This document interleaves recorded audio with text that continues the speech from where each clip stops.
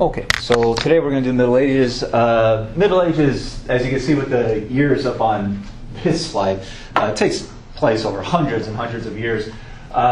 So what I like to do is kind of split the European Middle Ages in kind of in half between a political side,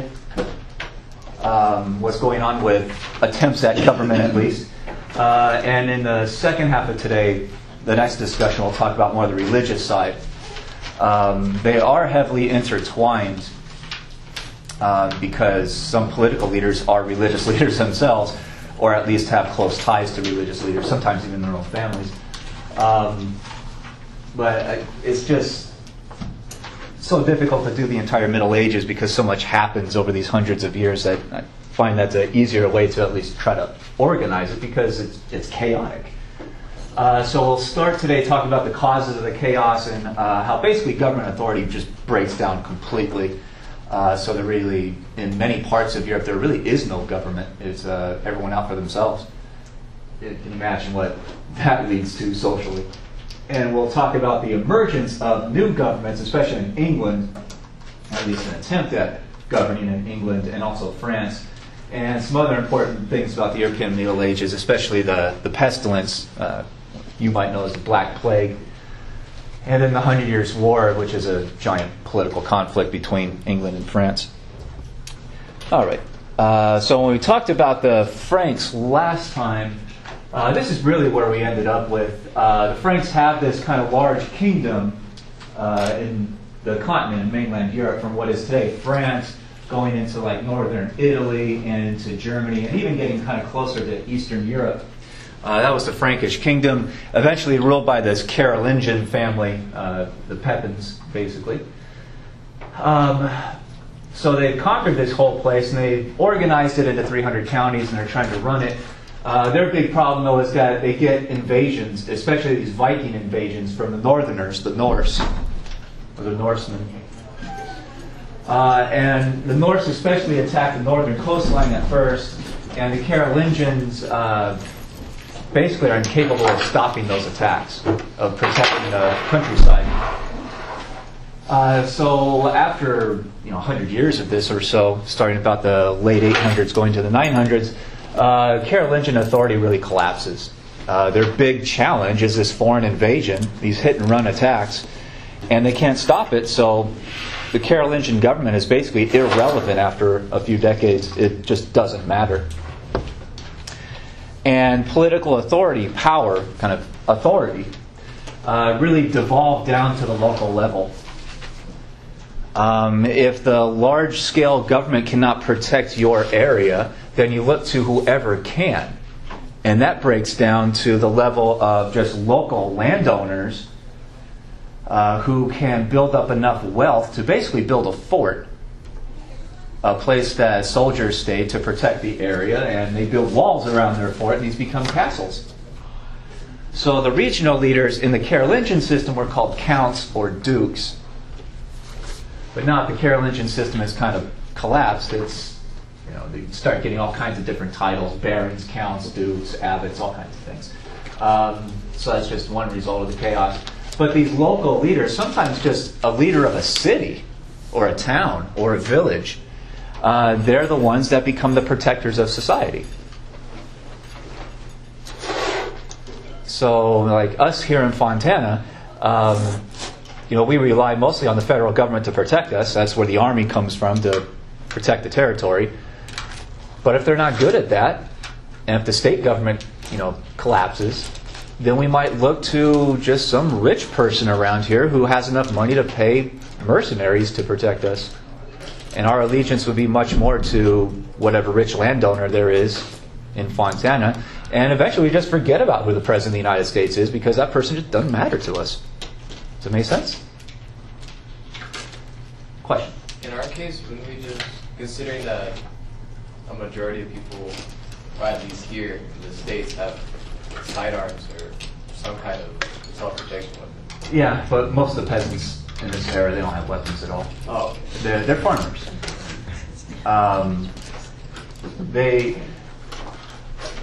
And weapons back then are like a sword or a bow and arrow or something like that. It takes some training to learn how to use that stuff effectively. Like if someone comes to rob you or kill you and you have a sword, I mean, it's a weapon, but you have to know how to use the damn thing. Having a gun is usually much easier. It doesn't take all that much training to be able to shoot the thing. But if you're, going up against, if you have a sword and your enemy has a sword, if they know what they're doing and you don't, you're basically toast. That's it. So that's where that analogy that's where there's a difference in that example. But in the European Middle Ages, these counts do become extremely brutal, especially against each other, because there is no government really anymore. The country England doesn't exist. France does not exist. Germany does not exist. It's just land. Does it make sense? There's no authority anymore. So whoever has the most money can hire the most soldiers. They try to take over the most territory to get more money for themselves, because land creates wealth in the ancient world. And it's really pretty horrific for most people.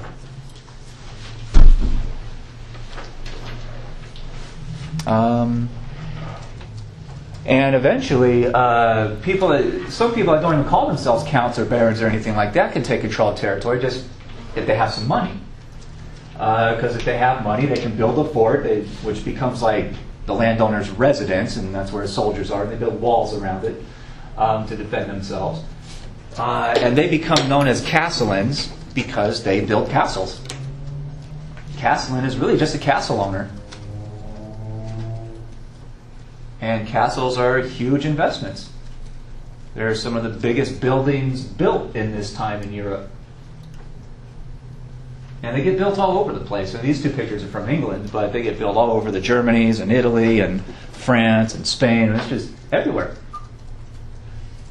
As local leaders try to take control over areas and protect themselves. So oftentimes it does. You don't have to be like officially appointed by the Carolingian family to gobble up a bunch of territory. It's just if there's an opportunity there, and you're a violent enough person to be willing to kill others and steal their territory and make it your own and protect it, then they become powerful families. Does that make sense? And for the vast majority of the population, they're just farmers out there. They're just looking for whoever can possibly protect them on any level from being attacked from outside. So a lot of times peasants, they don't really care who the castle owner is, as long as he's like a decent kind of person that doesn't totally oppress them and brutalize them all the time. Then they might think about trying to overthrow him, but he's a warlord, basically. Yeah. And then do these castellans get taxes from the farmers? Say again? Do the castellans get taxes from the farmers, or some sort of... Well, the taxes, we'll talk about in a little bit. It's mostly labor, because the peasants don't have money. They're on the edge of starvation almost the whole time for hundreds of years. So you can't tax them in money, you tax them in work. We'll talk about that system as it gets built, and it becomes known as feudalism. And the castellans, well, if you're a castle owner and you're kind of a guy that has maybe 5 or 6 kids and a few of them are boys, I mean, you'll train your boys how to fight with weapons to defend your family. But that's not enough soldiers. So the castellans often go out and just look for anyone who has military training, who knows how to use weapons, and put them on the payroll. Offer them a room in the castle, a place to sleep, maybe a little house that this knight, this warrior, wants to get married and start his own family.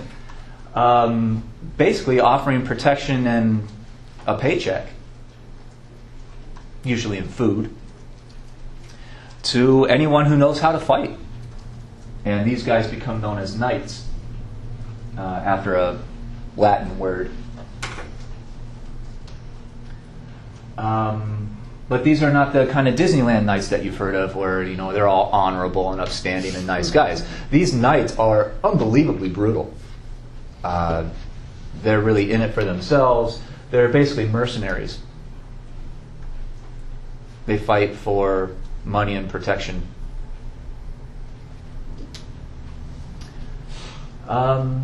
And just like all other mercenaries, really throughout all of human history, they're not very reliable. Because if you're fighting for money, what might you do if someone else offers you more money? Yeah, you walk away, go join the other side. So Castellans are always obsessed with gaining as much wealth as they possibly can to pay enough soldiers to protect them, because if they run out of money, soldiers are going to leave and go join the enemy side and attack you. The knights usually don't care about anything else about their own, except their own kind of position.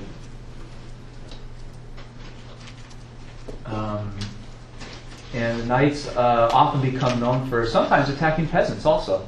Unarmed, defenseless peasants. Because why not if you can get away with it? If a peasant has a nice table or a nice set of clothes or a nice pair of shoes or a nice shovel or a rake or whatever, the knight might go with his weapon and tell the peasant, give me that stuff or I'll kill you and your whole family. And if the castle owner doesn't protect them very well, then knights sometimes get away with a lot of really horrible things. So these knights are different from the one that you have to have someone on the their father, if he was a knight, their son can be a knight. And usually a castle owner, if they have sons, they'll train them to be knights because they have money, they can buy the weapons, and they don't usually want their sons going out and being average farmers, so they keep the family special. Okay. So the sons will usually grow up in the castle mostly learning how to fight with all kinds of different weapons. Sometimes they might learn how to read and write, but usually not. And that becomes another major problem for European history. What happens when a castle owner kind of gets knocked off his position? What do the sons do if they don't, die in the fighting? Now they're unemployed.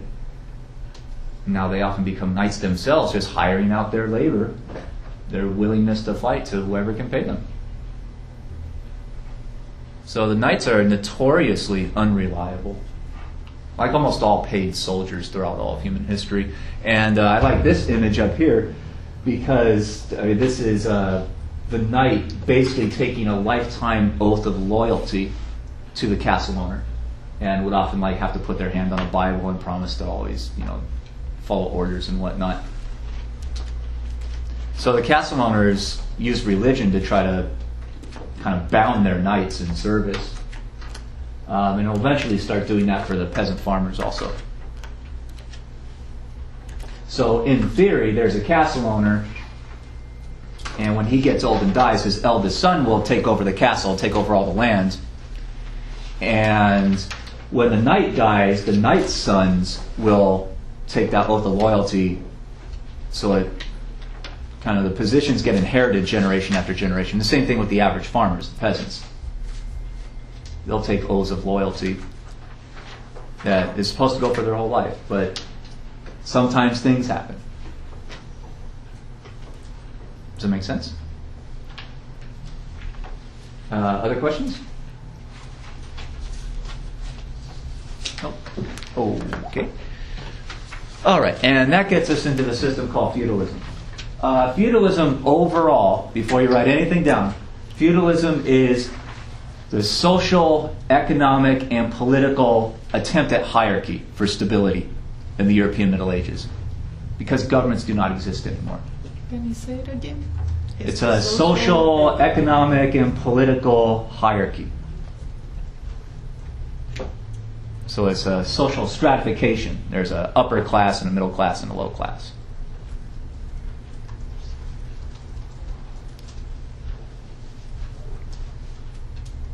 And really, to start on a fairly simple level in kind of local territory,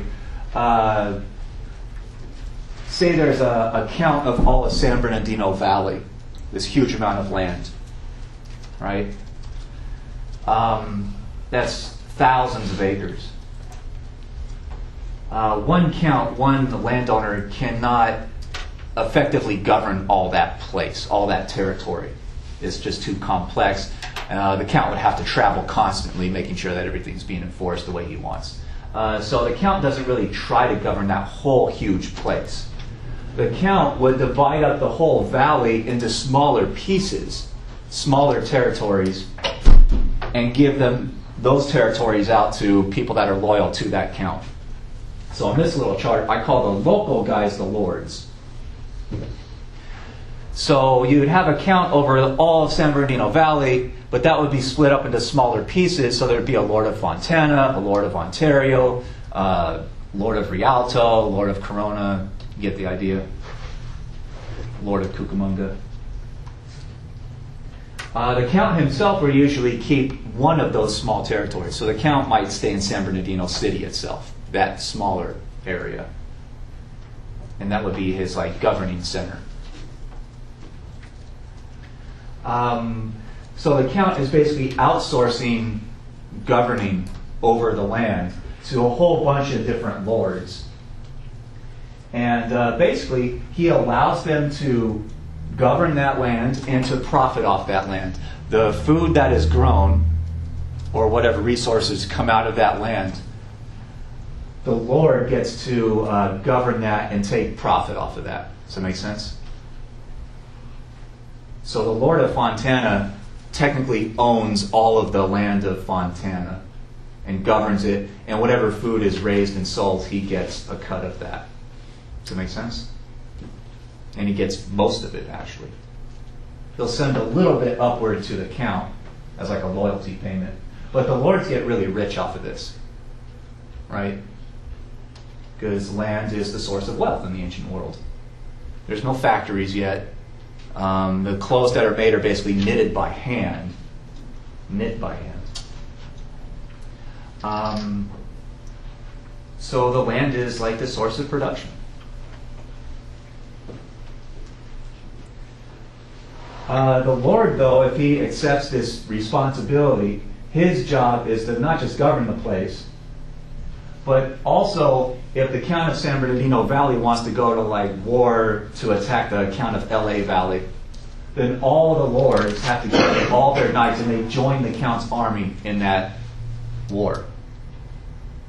So the lords are the Count's mercenaries. Does that make sense? And if this area gets attacked by some outside group from San Diego or LA or something, the Count can issue a proclamation demanding that all his lords, come to him to defend their realm, their mutual interests. And the Count and all the lords probably each have their own castle. Every single one of them. Does that make sense? So that's kind of starting off in the middle level. And the smaller territory is often called fiefs, so this can often be called fiefdom, or feudum, so this can often be called feudalism. Feudalism is a big umbrella term. It's not always used depending exactly where and when you're talking about in the European Middle Ages. Sometimes they call it something else, but just to keep it simple, feudalism is the kind of big ism, the big term that you'll see in textbooks. And this word called vassalage is a European term for basically subservience. There's a kind of relationship where it goes both ways, but usually the person that's higher up is the more powerful. All right.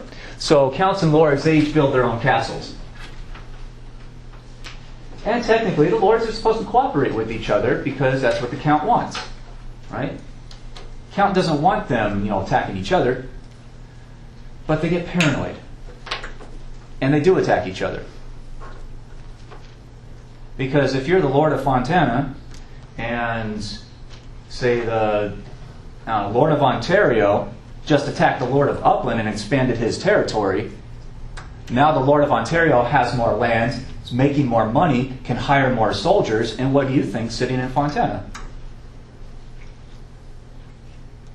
Does that worry you? Yeah, because what are you worried about? Yeah, my neighbor's now got a whole bunch more soldiers. They might come after me next. So what do I do if I'm the Lord of Fontana? Yeah. I might not attack Ontario because that guy's powerful, so I might attack Rialto or Cucamonga or one of those areas to try to get more land, therefore more money for myself so I can buy more soldiers just to protect myself. Does that make sense? So these lords are really always attacking each other or plotting against each other or doing something because they're just worried about being attacked and getting killed in the middle of the night. So warfare and violence becomes epidemic, even amongst people that are supposed to be cooperating. And it's not always just out of, greed and desire for power and whatnot. Sometimes it's just out of self-defense. And the counts usually can't stop it. How are you going to convince the lords to stop fighting each other? Tell them to? Write them a letter? It's not going to work. Sometimes the count has to attack the Lord of Ontario to stop this mess and take that land from him and give it to someone else. So violence is an epidemic. It gets out of control. There's no one has the power or the authority to stop it. All right, and again, these counts and lords, they're hiring knights really from wherever, as long as whoever agrees to fight for whatever amount of money. So you have knights that trade sides when they're offered more money by a neighboring count or a neighboring lord. So these oaths of loyalty often don't matter for very much when you're offered more money, bigger paycheck. And that's usually the problem with mercenaries. And another problem becomes known as primogeniture. That means that the eldest son inherits everything. The counts and the lords, they realize that if they divide up their territory amongst 4 or 5 sons, then eventually it's all going to get kind of whittled down over time. So the family's power will kind of evaporate. So primogeniture means that when a count or a lord dies, that the eldest son inherits the whole thing. And that becomes a problem because all of the lord's sons have been trained to fight. They have weapons. They're knights. When your older brother is now the lord, he inherits the whole thing. Some older brothers are nice and they'll let you live in the family territory. But a lot of older brothers aren't nice, right? Some of them are jerks. So many of them are afraid of their younger brothers because if I'm the oldest brother and I get assassinated, the whole territory goes to the next oldest. So there's a real economic motivation for these brothers to be killing each other. So usually when the oldest brother kind of inherits everything, he kicks all his other brothers out. Go away. Don't want you here. And if you don't go away, I'll have you killed. That's how scared they are. So a lot of these younger sons, they're kind of economically left out. And they become desperate. And in the European Middle Ages, they start doing all kinds of crazy things. There's really about 3 major different options if you're one of the younger sons. Well, maybe 4. I mean, you try to kill your older brother. That's kind of risky. Number 2, you could try to marry into a rich family. Sometimes that works, but usually not. Number 3, you could join the church. That was a popular thing for younger sons who don't want to be killed. They join a monastery where they agree not to talk very much, and they'll just live in the church for the rest of their life. And number 4, a lot of them just turn into mercenaries. They go and become knights for whoever else can pay them. And if they can't find a job as a mercenary, they often turn to crime. They become thieves on highways, bandits basically, because they have no other means to survive, to get enough food to eat. So a lot of them become very desperate. Does that make sense? So primogeniture was a solution to one problem, but caused other problems. And once you get into the Europeans find the Americas, a lot of these younger sons will leave Europe and go to the Americas to try to conquer land so that they can become landowners themselves. So that feeds into the whole process of colonization eventually. But we're hundreds of years from that at this point. All right, so questions about the lords and the counts and the knights? Does all that make sense? All right. Next section is who's at the bottom. Most of us, the general workforce, I mean like 95% of European society are at the bottom of this thing, and they are the serfs or the peasants. They are the ones who go out into the farmland and they spend their time, digging in the soil and planting crops and harvesting. They're growing the food that feeds all of Europe. They do not work for money usually. Their deal with the local lord. So if you grew up in Fontana, you would, as a peasant, you would work for the lord of Fontana, and your family would take an oath of loyalty, basically. You work as a farmer because one family trying to grow food in all Fontana ain't going to work. It's too much territory. So the lord of Fontana divides up Fontana itself into smaller pieces, usually a couple acres or so.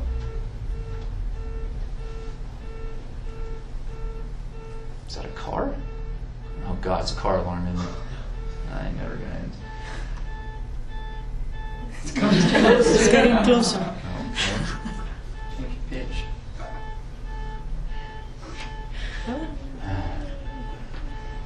That's why I didn't buy a car alarm for my car. Because all of us are assuming right now it's just a car alarm. It's not someone actually breaking into a car, right? Oh, that's a miracle. All right. So the Lord of Fontana would divide Fontana up into maybe hundreds of different little pieces, usually a couple acres or so. So if you live in like a suburban house in Fontana right now, you probably have about, if you go into your backyard, that's about 1/8 of an acre usually. So if you take 8 houses and combine them, all their backyards together, that's 1 acre, right? So the size of one kind of serf plot is usually around 2 or 3 acres. So that's a pretty large amount of land. And basically, the Lord, if you take this off the loyalty to him, he'll let you build a little house on that land, and your family gets to live in there. You can raise some kids, and your family gets to eat some of the food that is grown in that land. And the Lord also says, I will protect you in your little plot from all your neighbors. So if you're hanging out with your neighbors and one of them like attacks you, or if someone tries to rob you or something, the Lord says, I will act as basically the judge of Fontana. And I'll hear complaints amongst the serfs, and I'll, basically issue rulings and justice and enforce whatever law he wants enforced. So the Lord is also like the judge and the police chief and the leader of the local army, the local militia. And all the serf has to do is basically work for the Lord, which is on a daily basis, go out there and grow the food. Does that make sense? Whatever the family doesn't need for themselves to eat, the serf family, that rest of the harvest goes to the Lord.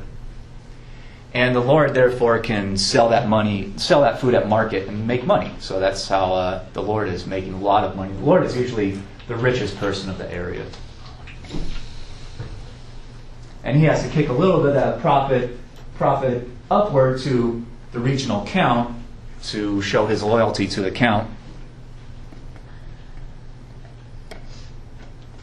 So the count's even richer than the Lord's. Does that make sense?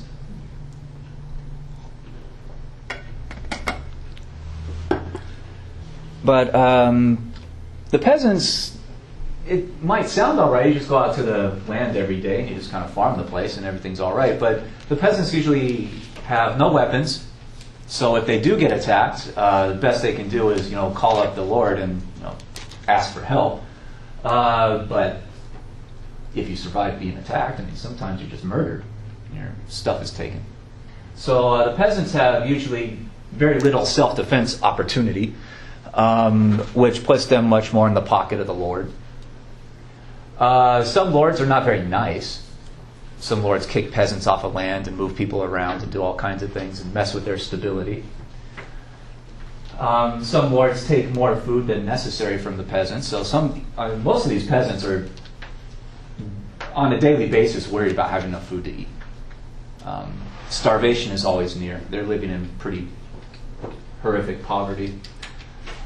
And the peasants, in your house, you won't own that much stuff because you're not making money. You don't have money to buy stuff.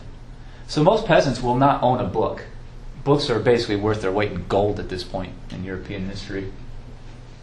Peasant family might have a table and a couple chairs and a big pot for cooking stuff over a big fire.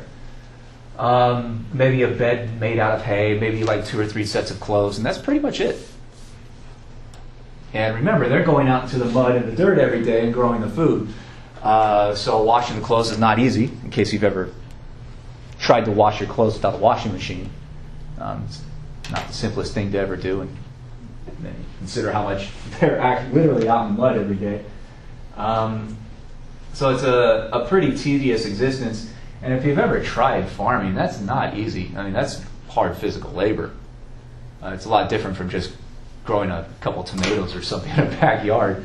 It's hard, back-breaking work. And they usually work until old age, and as long as their body could hold out. And they would hope to have a couple kids who could inherit their position, so when they got old, the kids would do the work as adults. And that's how this went for hundreds of years. Does that make sense? And they have no control over who their local elites are, who the landowner is, who the lord is. A lot of times they have very little contact with the lord. They just go out and do their work, depending on the season. Does that make sense? And they would just hope to live to see tomorrow. So they did so much farming work that even if they had books or something to read, they usually wouldn't have time in the day to sit down and try to learn how to read. I mean, farming is a kind of all-day kind of endeavor. It's not something that leaves you with a lot of spare time. Does that make sense? All right, so these people are always, they're in abject poverty and always on the edge of either being murdered or starving to death. And at the highest level, eventually, once you start getting these kind of national governments reforming after a few hundred years, when you get like a king of England and a king of France, eventually those kings, they basically start off as counts and they consolidate power. But those kings will eventually start making the claim that they are at the top of this feudalism system, so that they'll say that the king of England technically owns all the land in England, every single square inch of land. That's the king's personal inheritance from his father or his family. And since the king cannot govern all of England, it's just too big, the king divides England up into these little counties, right? And distributed them to his supporters, the counts, and then the counts break them up into smaller areas and give it to the lords. See how the system operates? So it's an economic system of subdividing the land. It's a political system of subdividing who's governing the land. And it's a social system because there's a kind of upper class and a lower class. And this is the best they can come up with in the Middle Ages for some amount of stability. And as we've talked about already, it's not very stable because these counts and lords are always attacking each other. And sometimes a few counts eventually get together and they try to assassinate the king or start a civil war if they don't like what the king is doing. So it's inherently unstable, but this is the best they could do. Does that make sense? So, question about feudalism at all? Yeah. Would the farmers ever marry into counts or lords? It's technically possible, but it's extremely rare. The lords and the counts, they start thinking of themselves as superior, right? And people born into wealth, they sometimes do that. If they don't have much contact with the average people, they don't want, when they grow up, they don't want their kids marrying into the lower class, right? They view them as almost like animals. So the lords, the counts, and eventually the kings, they're going to be like the super wealthy, super powerful, 1% of society. And they usually view it as insulting, as below them to marry someone from a lower status. So oftentimes the counts don't even want to intermarry within the lords. Counts want to stay amongst themselves. And the highest level, the kings of these different, eventually rising countries and kingdoms, they don't want to intermarry with the counts or the lords, so they'll intermarry with other royal families. So eventually, within a few hundred years, the nobility the royal families are basically all inbred. They're all cousins with each other from all over the place. So it's technically possible, but it's extremely rare. That's why it's such a big story in, the early 1980s when the British royal family allowed one of its sons, the inheritor, the crown prince, the guy who's going to inherit technically the whole thing, to marry a lady from a more common background. I guess you guys are too young to remember all that. Lady Diana, you don't remember this? That's one reason she's so kind of worshipped within British society. It's because a lot of people identify with her. She wasn't born into the royal family or any royal family from all over Europe or the world now. She was born into, I think it was a lord level family. And so she was seen as having a more common background. Even though her family, the Spencer family, they've been lords for like hundreds of years, and they're very rich. It happened also in Spain. I can't remember. Yeah. Spanish prince married a commoner? The king, he is the son of the king, and he's married. She is, I believe, a writer or an attorney. Okay. But they did marry. Someone actually works for a living. What do you? Yeah. And there was one, I think it was in like the 50s or the 60s, the Crown Prince of Monaco married a Hollywood actress. Yeah. So that was kind of controversial. But a lot of people that are, fans of movies, they really liked it.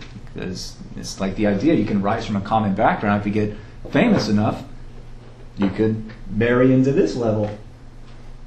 It's kind of weird for us to think in the United States because we had a revolution against all this. The American Revolution basically says this whole system is stupid, everyone should be totally equal. That's why the American Revolution is so important. We don't need a king. People can vote and choose their own leaders.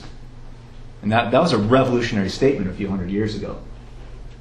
Because most of the world is run by this stuff, at least the European world, up till that point. I mean, just the idea that you don't need a king, people were afraid of it. Because eventually the kings will say, if you take the king off this system, then the whole system collapses and it's all anarchy and we're going to be eating each other's flesh in the streets, basically. Take the king out of the system, it's zombie apocalypse. That's what the kings say. And a bunch of the counts and the lords don't believe it because they want to keep this system in place because they're getting rich off of it, right? So for the American colonists to say we don't need a king, we'll choose our own leaders, a lot of Europeans say, whoa, let's take a step back from that. But yeah, other questions about feudalism? What's the difference between the counts and the lords? Well, when you look in textbooks, I just use these titles, these labels, to make it simple. It is way more complex than this in almost any part of Europe in any time in the Middle Ages. It's chaos. So some of them call themselves counts, some call themselves lords, wherever they are on this level. Some call themselves dukes or barons or abbots. It just goes on and on. So this is for simplicity.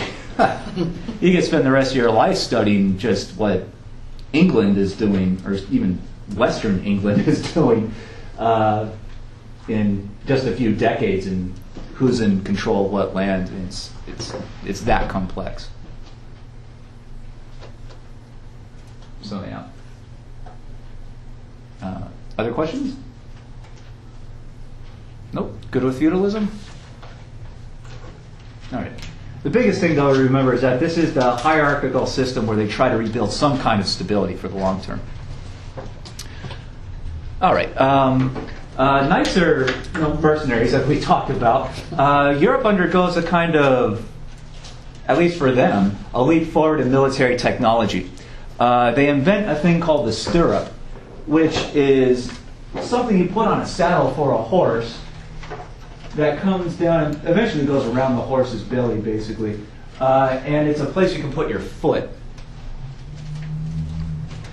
And this allows soldiers on horses to be able to stand up, because they are basically putting a kind of footstool almost on top of the horse. That's what the stirrup is useful for. And if you can stand up, you can swing a sword or shoot a bow or a crossbow. That means you are a mobile soldier, moving faster and hitting harder than soldiers on foot. Without the stirrup, you had to somehow try to keep your center of gravity while the horse is moving and be able to swing your sword or do whatever you're doing as a soldier. And it just wasn't very useful. So the stirrup is a giant leap forward for European military technology. And eventually these knights, especially the ones on horses, if you're a soldier on foot and you're being attacked, the first thing you want to do is kill that guy on the horse, right? Because they're the most dangerous enemy. So eventually the soldiers on horseback will start wearing armor, metal, to deflect sword attacks or bow and arrows or something.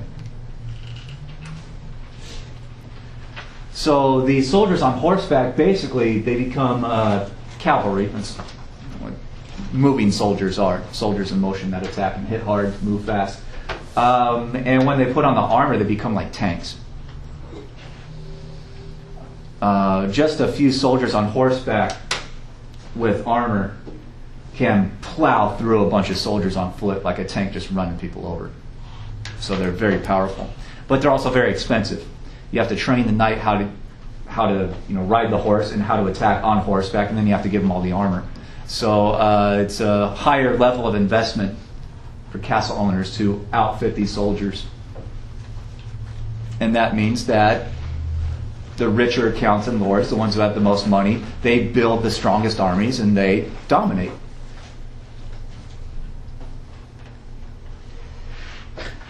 Does it make sense? So even more power to those who have the most.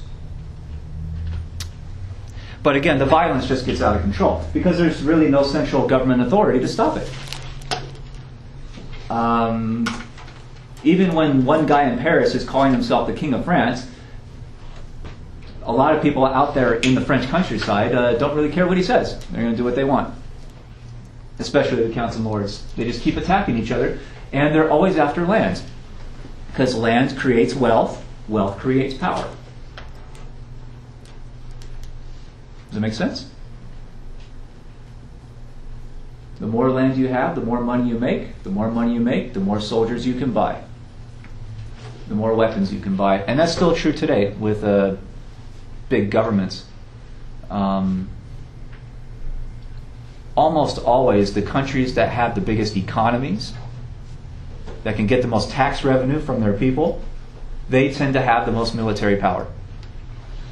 Because they can use that money to buy soldiers and weapons, and they dominate their neighbors.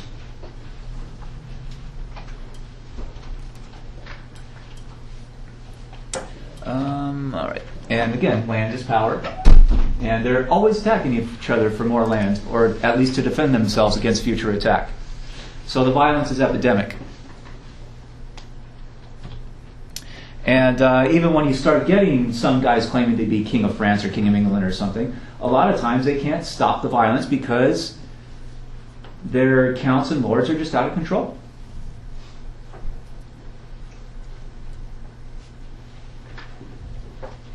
It's more of a risk for a count or lord. It's riskier to follow the king's orders to stop the fighting, because if you stop fighting, then you might get attacked. They'll take the risk of getting out of line with the king, of making the king mad, because at least there's a chance that he'll forgive them. Whereas if you stop acquiring land and you get attacked, there's very little chance that the attackers are going to forgive you. So politics is extremely brutal. So the monarchies, as they start to get going, as they start to form, and eventually the church leaders, the Christian leaders, they start trying to think of ways to convince people to stop killing each other, stop attacking each other. And they'll just look for anything possible, and they'll try all kinds of things. And they'll stick with the ones that work and abandons the ones that don't work. Oops. No. I guess we'll get more into what the church does next time when we talk about how religion is operating. I thought I had the slide after this, though, but after the break. So violence is just epidemic to Middle Ages Europe. And because people are much more focused on just daily survival, even the counts and lords, most of them don't know how to read very well. A lot of them don't know how to read or write their own name at all. And so you get the rise of a new dark age because people start reading, they stop writing, they stop leaving behind documents that historians can read to figure out what's going on in their societies. So it's much like we talked about with Greece. There's just this black hole of history that historians, we can't find documents really very much to try to prove one way or the other what's going on. So historians look for other kinds of evidence like archaeological digs of buildings or cemeteries or all kinds of different things. All right, now we'll get into England. Last time we talked about England was when the British or the Roman Empire collapsed, and the Britons, who had kind of relied on the Romans to guard them, to protect them, suddenly the Britons have to do something. So they pay some mercenaries to come into what is today England, the southern half of that island, to come in as mercenary forces. And those are usually the Angles and the Saxons come into the British island, and they basically take over because the Britons couldn't defend themselves. That's going on in the 400s. And so the Angles and the Saxons set up kingdoms all over, especially the southern half. And eventually the name kind of transforms into Angleland or England. We've talked about that before, right? Starting at about the 700s or so, another force starts invading the island, and those are the Vikings, Norse, who come from northern areas. And they start conquering piece by piece all these little kingdoms in England from the Angles and the Saxons.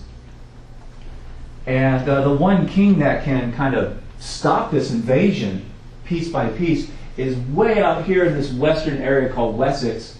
And his name, he becomes known as Alfred the Great in the late 800s. He's basically the only Angle king or English king that can get enough soldiers together to fight back and defend his territory. And later in his life, his armies go out and they push the Vikings further and further east toward the coastline to try to reconquer what is today England. Does that make sense?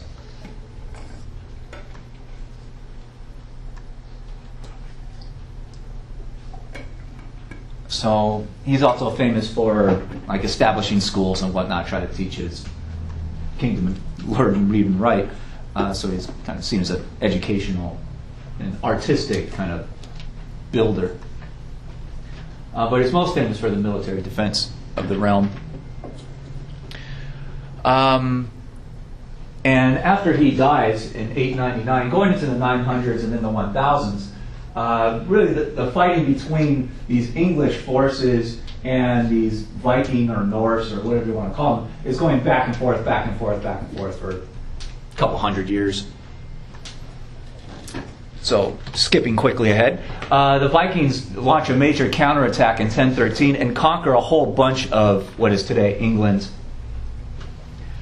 And a whole bunch of English leaders get together behind a guy named Edward, and they launch a giant counterattack, 30 some odd years later, and try to kick the Vikings out. So again, in the 1000s, it's going back and forth.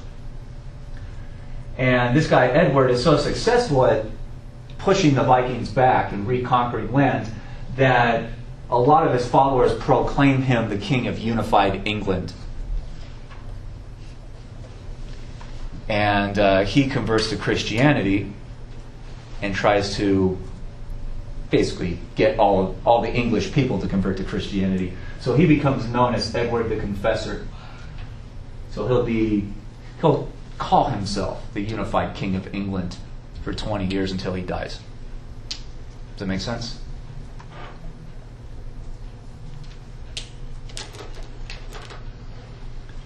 So this is kind of the beginnings of a unified English monarchy, a king of England that will try to govern the whole place. He's not always in charge of the whole place because he's having trouble very often keeping control of his counts and lords all over England. So they're still fighting each other. But this is the very kind of nascent beginnings of a centralized government. Okay, and when Edward died in 1066, he didn't have any clear heirs. He didn't have any sons. So there are several different guys who will try to fight it out to become the next king of England. One is, I think it's his younger brother named Harold Godwinson. There's another guy named Harold Hardrada. He is basically a king of Norway. He's one of the Viking kings. So he's going to launch an invasion and try to conquer all of England and make himself king of England. And there's a third guy named William who's down in what is today France. It's basically a nephew of Edward. So it's going to be basically a three-way civil war. Does that make sense? And it's really simple to remember what happens. Godwinson is kind of proclaimed the official king by the counts and lords in England. Hardrada invades. He's a Viking. That's what they do. And Godwinson and Hardrada's forces fight it out to the bitter end. And Godwinson wins. So Hardrada is out. And at that point, this guy in northern France, William, sees an opportunity to attack. He's from northern France. This is where his territory is. Godwinson is at this point governing all this red part of England on the island itself. But his army is exhausted from fighting the Vikings. So William sees an opportunity. If I launch an attack, I can probably win and take over all of England for myself. And that's what he does. So this becomes known as the Norman invasion because they leave from a place that is today known as Normandy. And they sail up to England and they invade. And there's a big battle where William and Godwinson are both there. They're leading their armies. And William's forces win. And he actually executes Godwinson right there on the battlefield. And picks up the crown and crowns himself king of England. So he becomes known as William the Conqueror.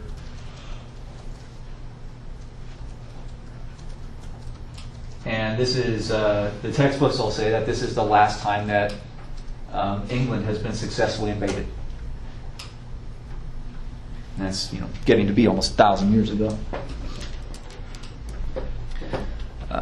So there's William the Conqueror. He'll be in power for about 20 years. Does that make sense? There's a portrait of him. He does all kinds of things to try to centralize power under himself even more. He keeps around a lot of taxes and a lot of laws. He's often talked about as like establishing stability and making England a more peaceful place, basically.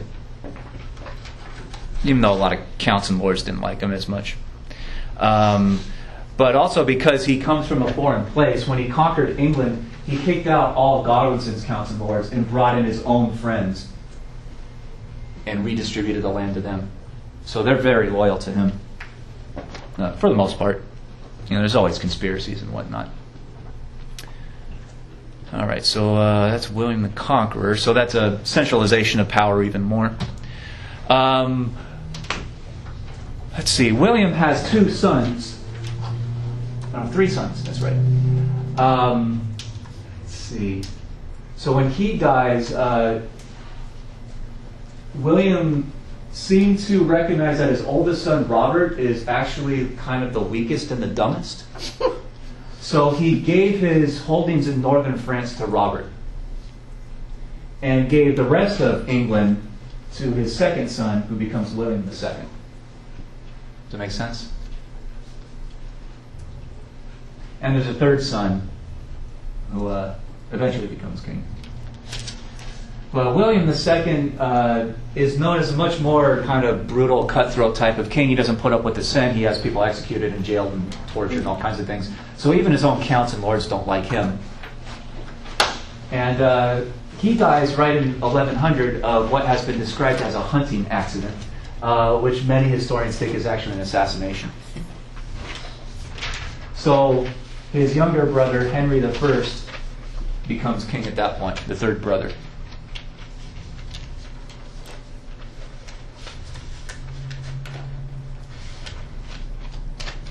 And the next problem is that he governs for stability for the most part. He'll have a child, but that child is a daughter. That's the only kid he has. And in this very sexist time, no one really believes that a woman can actually run one of these governments like a warlord, because these kings have to do horrible things to other people. And the accusations that women are too emotional and too kind of physically weak to really enforce rigid control like a dictator. So when Matilda is going to be crowned queen, Robert is long gone. He's dead by this point. But he has a son named Stephen. And from northern France, Stephen issues an announcement saying, we can't let this woman take over the government. So because I am the son of William I, oldest son, and I should be king of England. And he raises an army, and those two will fight each other for decades. Does that make sense? And the dukes and lords and counts and barons and whatnot of England have a choice to make which side they're going to choose. And they go back and forth. They basically say, if I'm going to join your side, then you have to promise if you win, you're going to give me a bunch of lands. So they're playing both sides off against each other. And it's a stalemate. There is no winner of these wars. Neither side can gain the upper hand. So the eventual deal that is struck is that Stephen will be proclaimed king of England, but Matilda's son will be the heir to the throne. Does that make sense? All right. And Stephen becomes king, and he dies the next year. How did he die? I can't remember. I think he got sick, but I have to look that up. Poison. Yeah, maybe, but he got he died. He got sick. So after 20 years of fighting, he got to be king for a year, and that's it for him. That's so pointless. So after all that, Henry II becomes the next king. And Henry II, he has a kind of brutal reputation. He crushes dissent, and even amongst church leaders, even amongst some of his own friends. So if you ever, like in high school or something, when I was in high school at least, they used to show us this movie called Becket all the time, about how Becket was a church leader, and he was the king's friend from childhood, and but when Becket stood up and tried to make the church independent of the monarchy, then Henry II had him assassinated. So he's willing to kill his own lifelong friends in order to keep power for himself. So Henry II is often described as a pretty brutal dictator. And he'll be around for decades. It's usually tough to take out one of these kings. Another thing that's important for Henry II, he's inherited not just all of England, but because he comes from this family that came from Normandy, he's also inherited a whole bunch of northern France. And he gets married to a lady who inherits a bunch of western France. So as her husband, he takes over that. So he owns all this stuff in red. He owns half of France, theoretically, as a, Count of Aquitaine or something like that.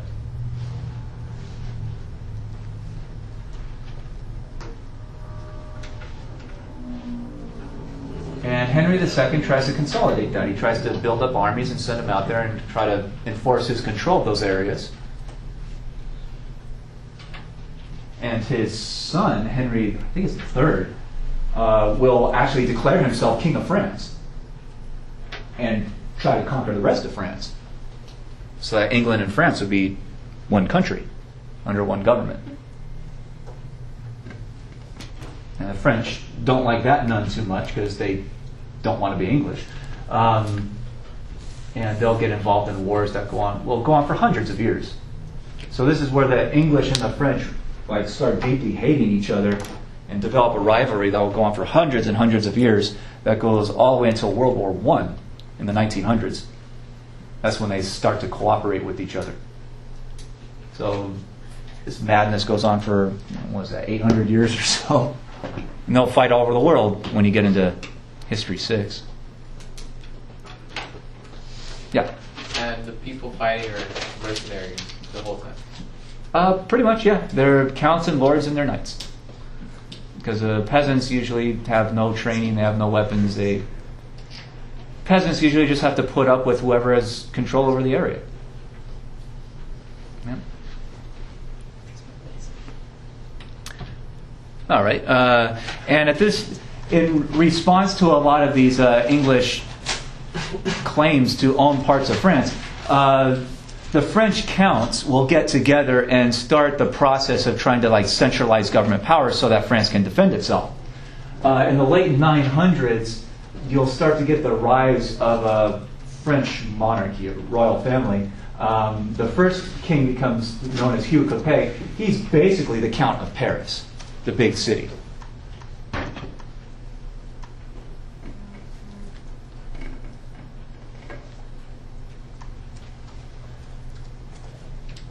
So Hugh Capet is Count of Paris. He is theoretically equal to all the other counts in France, on the French countryside, or whatever you want to call it. France kind of doesn't really exist yet. He's just happens to be count over the most important area, the big city, the biggest city of France. And the interesting thing about this monarchy that rises, basically when Hugh Capet dies, the counts get together and they hold an election to choose someone else to be the next king of France. And his son, his eldest son, wins because the eldest son is the newest Count of Paris. So the French counts will continually look to the Count of Paris to be king. But every time one of these guys dies, they hold a new election. They just keep electing the Count of Paris. Does that make sense? And over many years, there's the elected side, the nobility. Over many years, there's an expectation that whoever is Count of Paris will be chosen as King of France. And that over decades and into centuries, that kind of evolves into the French monarchy. And the election just stops happening. The oldest son of the King of France will be the next King of France. And their line doesn't peter out for a long time. They keep having enough sons every generation to guarantee that someone's going to become King of France.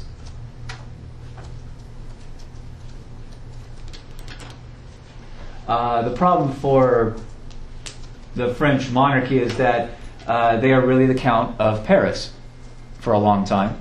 And the other counts don't want to listen to that guy's authority in their own holdings. So there's rivalries between the counts, and a lot of the counts do not care what the king says. He basically says he's governing Paris itself, but I'm the landowner in this other place, so they're going to do what I say.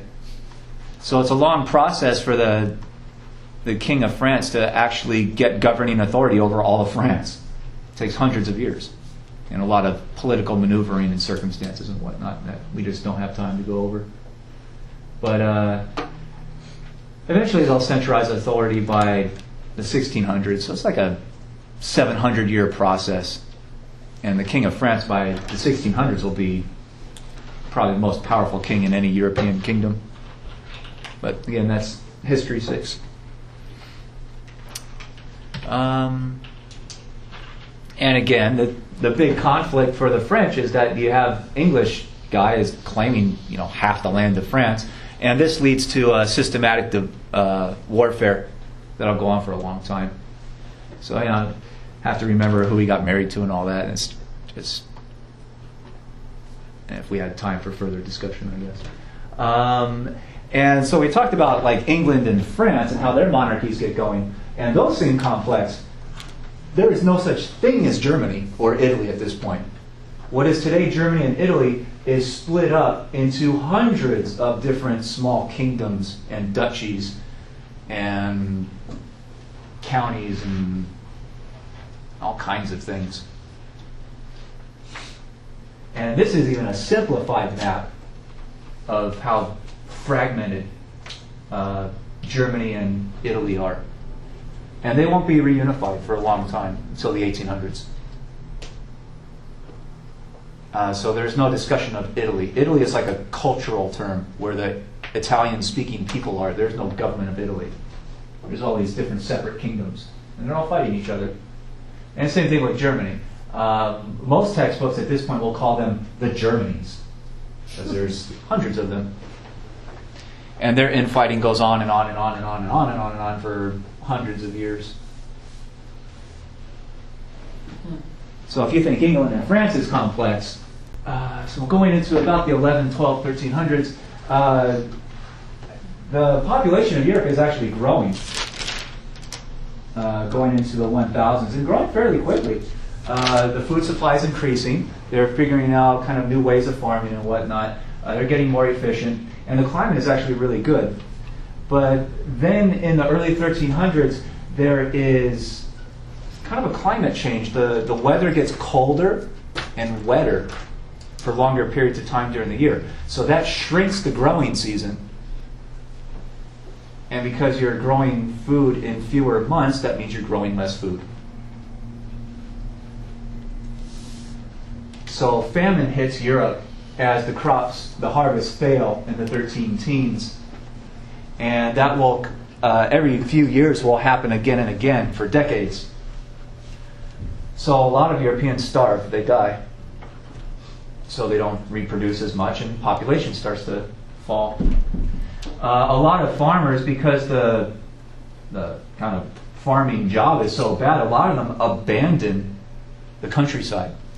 Even if they've taken up these lifetime loyalty oaths to the counts and dukes and whatnot, they run away. They try to go to big towns and cities, desperately trying to find some kind of job to feed their family, because farming just wasn't working. So you have a climate kind of crisis, and then you have a labor supply crisis. The people that are surviving, a lot of them are just ditching out. They're running away.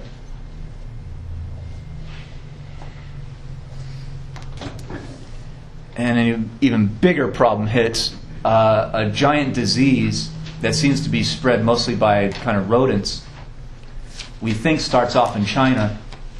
And because Europeans are already through the overland trails, the so-called Silk Road or the Spice Road that goes all the way through Persia and India and eventually gets to China, European traders are making it to China every once in a while, and they come back and they bring the plague back to Europe.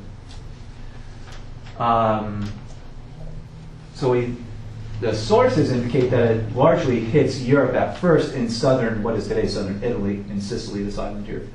And then just spreads like wildfire all over Europe and kills an estimated somewhere between 1 out of every 3 Europeans or 1 out of every 2. So 1/3 to 1/2 of the European population is wiped out in this plague. It takes on all kinds of different names. It's often called the Black Plague because a person with the plague, they would get like blood clots under the skin.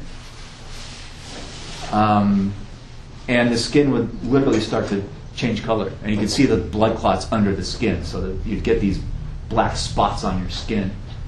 And that's how you know that you got the plague. So it's often called the Black Plague.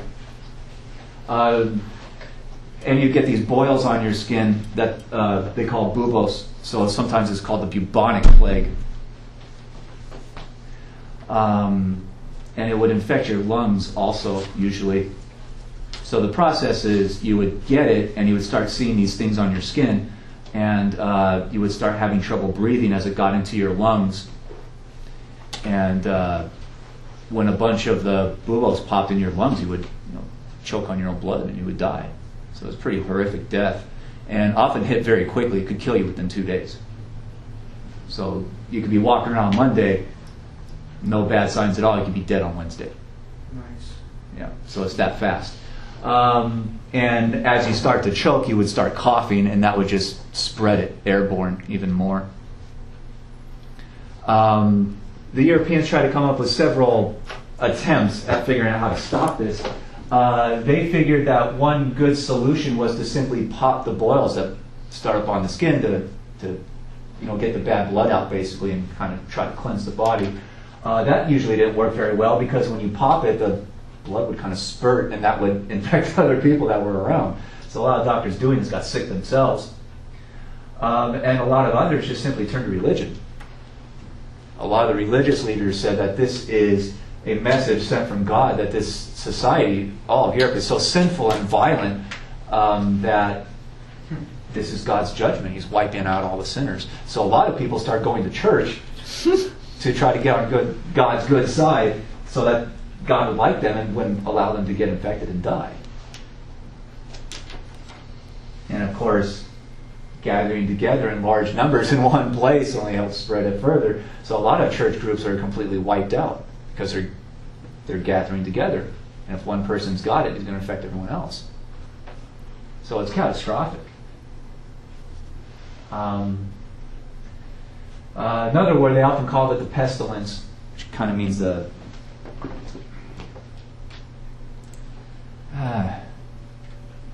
thing you cannot see, the curse. Does that make sense? So this plague, it'll stay around in Europe. The crisis point is the mid-1300s. But it keeps coming back for hundreds of years. It'll come back every couple decades or so and wipe out another community and then just kind of go away and then come back again. So Europeans will deal with this for a long, long, long time. And it literally destroys whole villages. And people who died in their houses, in their little peasant huts or whatever, a lot of other people wouldn't want to bury them because they don't want to get close to the body because they don't want to get infected. So people who died in their houses, if the whole family died in the house, and no one might not find them for weeks, months, maybe even years. So it's pretty desolate. And these are paintings and a drawing from the time. And the one on the right is basically death, a skeleton with the scythe, which is a farming tool, basically just riding through a town and just wiping everybody out. So it's extremely widespread. And Europeans, they didn't know what was causing it or how to stop it. We now think it was spread by rodents and vermin. But rodents are, everywhere in farming communities, right? They're going after the food, and they get into houses.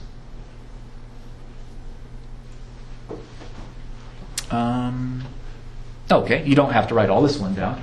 This is how the next conflict gets started. So we already went through the Edwards real quick.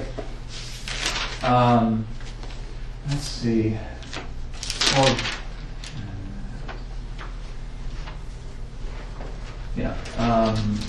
when you get to Edward III, he's the one who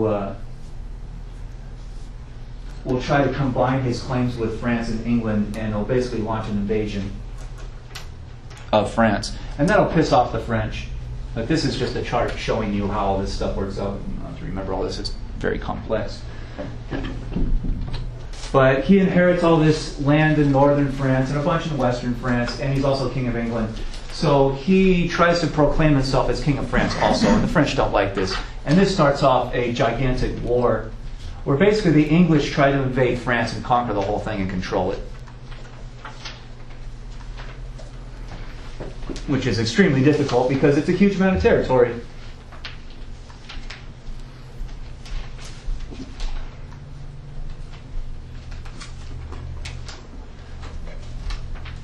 most historians basically argue that Edward III is just looking for excuses to conquer more land. So he's a lot like these feudal counts and whatnot that we've already talked about.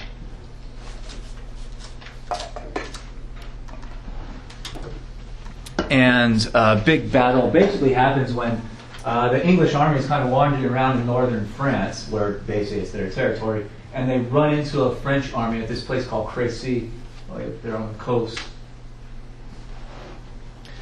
And a giant battle happens that is creatively called the Battle of Crécy. And this is a painting of it where English and French forces fight it out. And this is how badly European artists can depict motion. They look like they're just standing there to me, but it's supposed to be fighting. So they're not very artistically advanced at this point. And it all looks like one army too. Yep. Still all blue. I always think it looks more like a dance. Just kind of like Yeah. staring at each other, getting Yeah. ready to dance or something, but maybe it's just me. The dancing with bows. Yeah, this is, but that's a kind of official portrait that you'll often see in textbooks and whatnot. And this starts off a 100-year conflict where the English will keep trying to reinvade France and conquer the whole thing, and it literally goes on for 100 years. Basically because England has a whole bunch of soldiers, and they put a bunch of knights on horseback with armor. So the English have cavalry. And that's what the English try to use to conquer France. And the cavalry, they win a lot of battles, but there's just not enough of them to control the whole territory. The English army can wander around and fight battles and win, but once they leave and they go to another place, the French people come back and try to overthrow the English authority. That's always the problem with occupation. You can't have, even if you have a giant army, you can't have them everywhere all the time. So same thing that the Carolingians found out. The French problem, though, is they can overthrow English authority in little places, but they can never win the giant battle because the English have better soldiers. So the French usually just rely on kind of foot soldiers, general knights on foot. They're not on horse usually. So they don't have the, in today's terms, the firepower to defeat the English. But they have numbers, so it's neither side can overcome the other, and it goes on for decades. They're not constantly fighting battles every single year of the 100 Years' War. Basically, the English every once in a while run out of money, and so they stop the war and pull their troops out and go back home. They try to figure out a new way of getting more tax revenue so they can launch another invasion. And they'll try another invasion, and it just goes on and on like that. The most famous person, though, in the 100 Years' War is an English named Joan of Arc. What happened with Edward III? He eventually dies. Another English king takes over. Like, no one lives for 100 years, right? Especially back then. Few people today. So his inheritors kind of keep the fighting going every once in a while. But the most famous person is actually a French farm girl who becomes known as Joan of Arc. Commoner, peasant family. Her story is that she's out working in the fields with her family one day when she says that she gets a revelation from God. She basically said God splits the sky and comes to her and delivers a message. And the message is that she is supposed to go to the French king and deliver God's message, which will help the French king finally throw the English out and end the war and make France fully independent.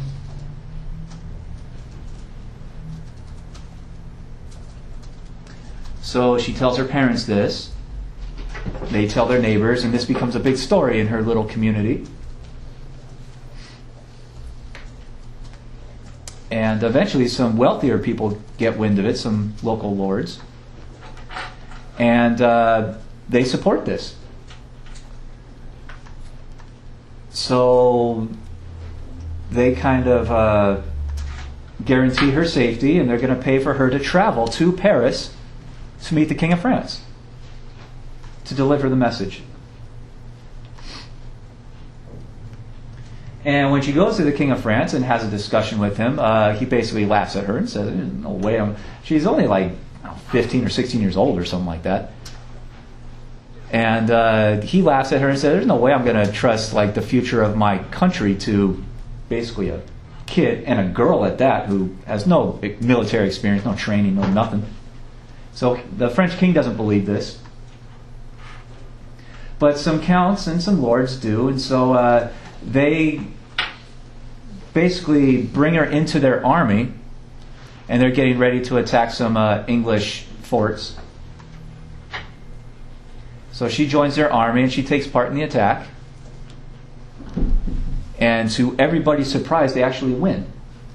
And she shows herself to be extremely brave on the battlefield, and she even gets wounded. She gets hit with an arrow in the shoulder or something, which killed a lot of people, but she survived.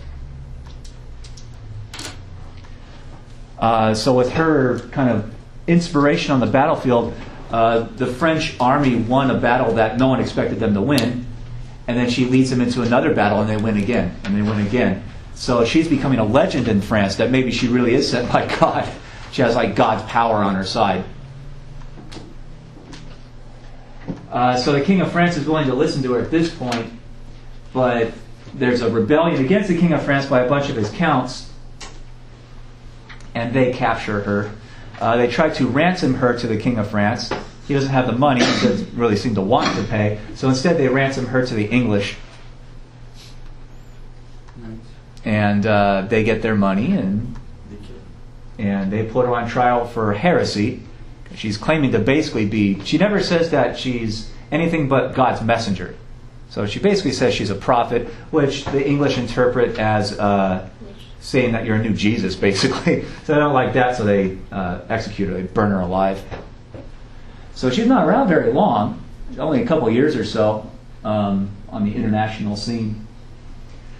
But the French are so angry at that they take her example and they fight in her name. They finally win the 100 Years' War. And they force the English out. Does that make sense? And I think it's like 3 years after her death where they win the final big battle, and the English are pushed out of France, and France becomes a fully independent country, and that monarchy continues. So 100 years of fighting ends with her example. And she's one of the giant celebrities of French history, basically. You've heard of this before? No? So the 100 Years' War ends, but has some long-term ripple effects for all of Europe. Number one, the French nobles, the counts and lords and whatnot, they realize because of that war that they really have to centralize some kind of powerful government in order to defend themselves against future attack.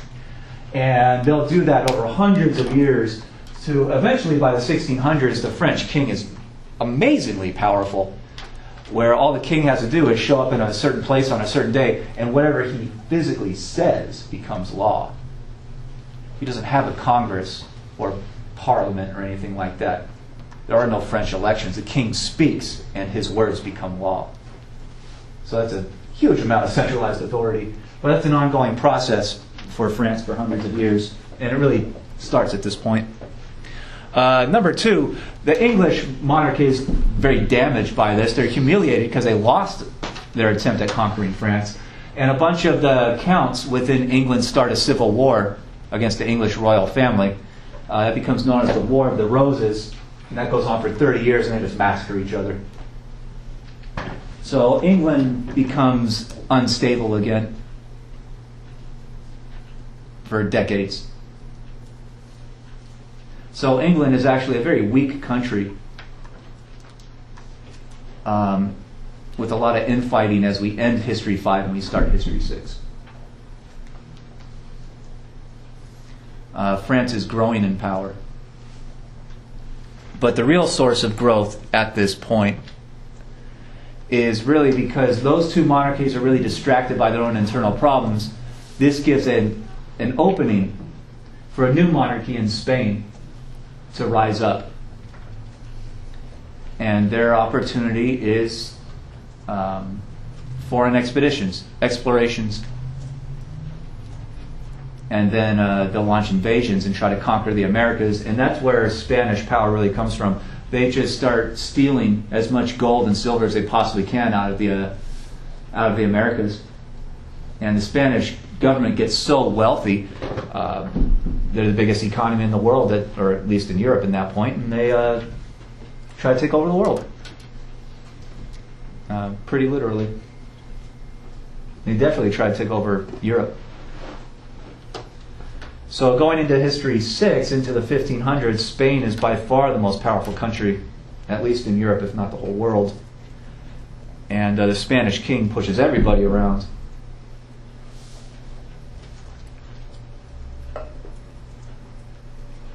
Does that make sense? So again, the country with the biggest economy, they have the most money that government taxes its people and takes that revenue and buys up often soldiers and by this point cannons and gunboats and all kinds of things. So they become the biggest military power.